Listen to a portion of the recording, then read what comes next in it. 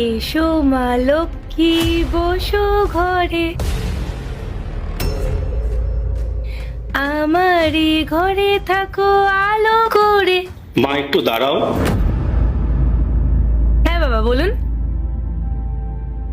মা টাকা? টাকা? এখনো তো আপনাকে কতগুলো চাল দিলাম, আবার টাকা কিসের? মা আমি তো সে কথা বলছি না। থাক বাবা, আপনাদের মতো মানুষদের আমি খুব ভালো করে চিনি। যা দেওয়ার তো দিয়ে দিয়েছি, এবার যান এখান থেকে। আরে মা আমার কথা তো একটু শোনো। আর কি শুনবো? আপনি তো এখানে ভিক্ষা করতে এসেছিলেন, আমার যা দেওয়ার তা আমি আপনাকে দিয়ে দিয়েছি। আমার কাছে আর দেওয়ার মতো কিছু নেই। আপনি আবার এখন কি চান? আমি আমার পুরো সম্পত্তি আপনার নামে লিখে দিই? মা আমি তোমাকে কিছু বলতে চাই, দয়া করে একটু শোনো। কি এমন বলতে চান? দেখুন, আপনাকে যা দেওয়ার আমি দিয়েছি, এবার আপনি অন্য কারোর বাড়িতে যান। দেখো মা, আমি তো চেষ্টা করি ভক্তদের ভুল পথ থেকে সঠিক পথে ফিরিয়ে নিয়ে আসতে। দেখুন, দয়া করে আপনার এই ফালতু জ্ঞান আমাকে শোনাতে আসবেন না। এমনি বড়ের সাথে ঝগড়া করে আমার মাথাটা গরম আছে, তার উপর আপনার এই উপদেশগুলো আমার ধৈর্যের বাঁধ ভেঙে দিচ্ছে। জান তো আপনি। মা আমি তো তোমার সেই অশান্তির কথাই বলতে এসেছি। তোমাদের সংসারে যে ঝড় বইছে আমি বুঝতে পারছি মা, কিন্তু তুমি তো আমার কথা শোনার মতন কোনো মানসিক অবস্থাতেই নেই। দেখুন, আমি আর কিচ্ছু শুনতে চাই না, আর আমি কিছু দিতেও পারবো না আপনাকে। মা আমি তোমার কাছে আর কিছু চাই না।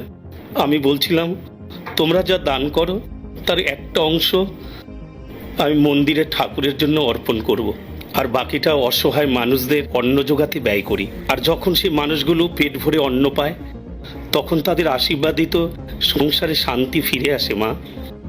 আরে বাবা ঠিক আছে, অনেক হয়েছে, এবার যান না এখান থেকে। ঠিক আছে মা, তুমি যে আমাকে এগুলো দান করেছো সেগুলি তো সবই আমারই, তাই তো? হ্যাঁ, যা যা দিয়েছি সবই আপনার, এবার খুশি তো? যান। ঠিক আছে মা, ভগবান তোমাদের মঙ্গল করুক। নমস্কার। ধুর, কোথা থেকে যে এই মানুষগুলো চলে আসে, বিরক্তিকর। পায়েল, এটা তুমি কি করলে? কেন? আমি আবার কি করলাম? আমি তো শুধু ওই বাবাকে একটু দানই করলাম, ব্যাস এইটুকুই তো। দান? তুমি জানো তুমি কি করেছো? ওটা কোনো সাধারণ দান ছিল না। তুমি ওনার হাতে কয়েক লক্ষ টাকা তুলে দিয়েছো। তুমি চাল দিতে গিয়ে সর্বস্ব দিয়ে দিলে। এসব কি বলছো তুমি? আমি তো ওনাকে শুধু একটু চালই দিয়েছি। আর হ্যাঁ, ওই বাবা আমার কাছে টাকা চাইছিলেন, কিন্তু আমি এতটাই জেদি যে ওনাকে একটা টাকাও না দিয়ে এখান থেকে বিদায় দিয়ে দিয়েছি। আরে তুমি কি পাগল নাকি? জেদের বসে কেউ এরকম ভুল করে? ওই ডাব্বাটার মধ্যে প্রায় 3-4 লাখ টাকা ছিল, আর তুমি ওনাকে সব টাকা দিয়ে দিলে। আমি রান্নাঘরে ছিলাম, সব শুনতে পাচ্ছিলাম। ওই সাধু বাবা তোমাকে বারবার দেখে নিতে বলছিল। আমি রান্নাঘর থেকে বেরিয়ে দেখলাম তুমি ওই টাকা ভর্তি ডাব্বাটা নিয়ে বেরিয়ে গেলে। দেখো আকাশ, প্রথমত